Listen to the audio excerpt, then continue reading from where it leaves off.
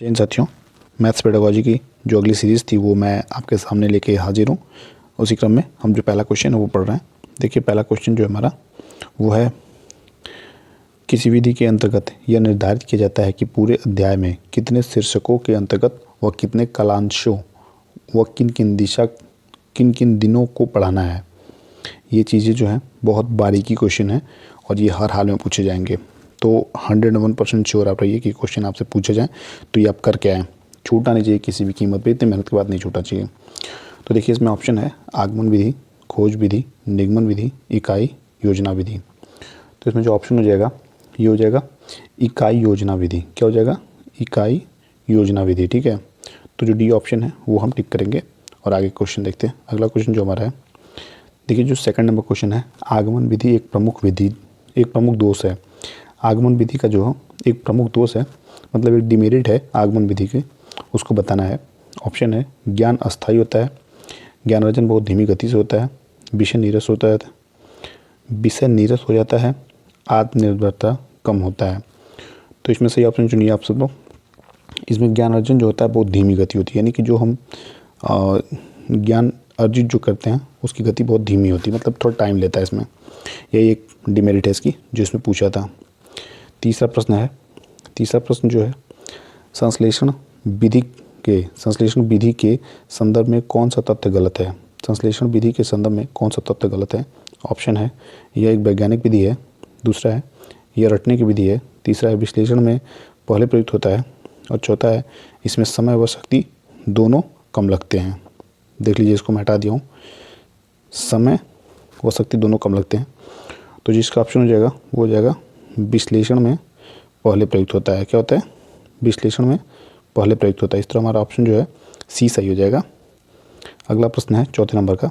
अगला प्रश्न देखेंगे, निम्नलिखित में से कौन सी विधि तर्क प्रधान विधि है? निम्नलिखित में से कौन सी विधि तर्क प्रधान विधि है? ऑप्शन है संश्लेषण विधि, विश्लेषण विधि, व्याख्यान विधि या खोज विधि। सही ऑप्शन बताइए आप सब लोग।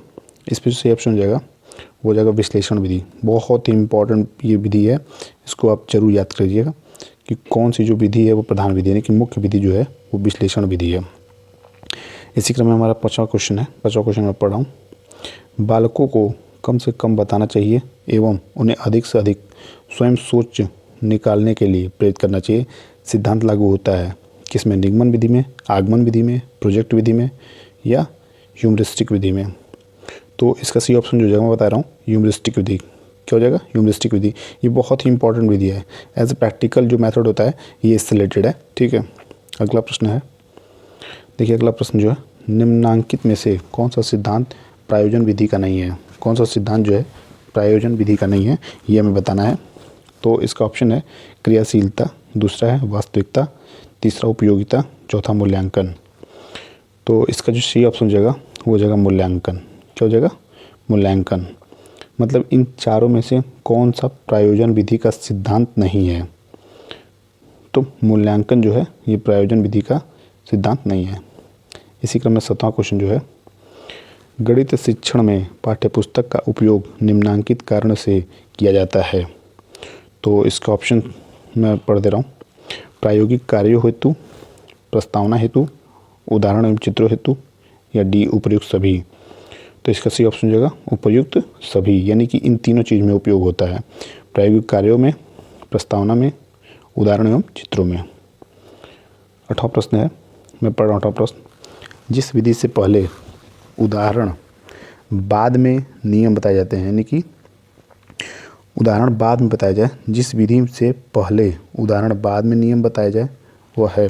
तो क्या होता है वो देखिए, हम लोग इससे पहले जो ह्यूमरिस्टिक विधि की बात कर रहे थे, ये उसी विधि की यहाँ बात हो रही है। वो यहाँ इम्पॉर्टेंट विधि है, मतलब जो मैं सेशन लेके आया हूँ उसमें ह्यूरिस्टिक विधि जो है बहुत इंपॉर्टेंट है। ह्यूमरिस्टिक, इसको हम ह्यूरिस्टिक लोग पढ़ते हैं, ह्यूमरिस्टिक होता है। ठीक है, तो ये इंपॉर्टेंट एक विधि है, इसको फिर से पढ़िएगा।